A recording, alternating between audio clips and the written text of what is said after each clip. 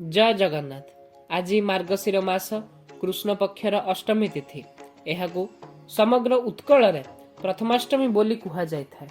एही दिन घरर ज्येष्ठ संतान मानंकु वंदापना करा जाय थाए।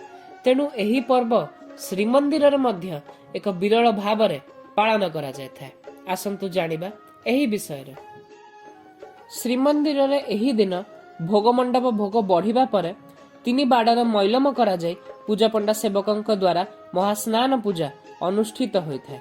यह पर पालिया पुष्पालक श्री विग्रह मानक नुआ लुगा लगी करिथांते।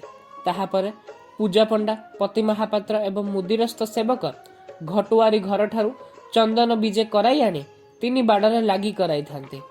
तत्पर बेश और अलंकार विमंडित होई कर्पूर लगी होई पुष्पालक माने सिंहासन ओह्लाई आसी थांते।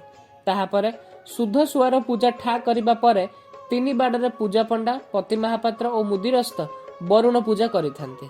एही पूजा समाप्त हेबा परे भितरे पानी पड़ी मध्याह्न धूप उठिबा परे तीन बाड़रे मंगलार्पण नीति अनुष्ठित होइथाय।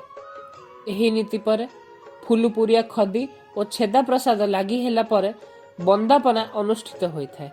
एही परे प्रथमाष्टमी नीति श्रीमंदिर रे उत्साह सहित पालन करा जाय था।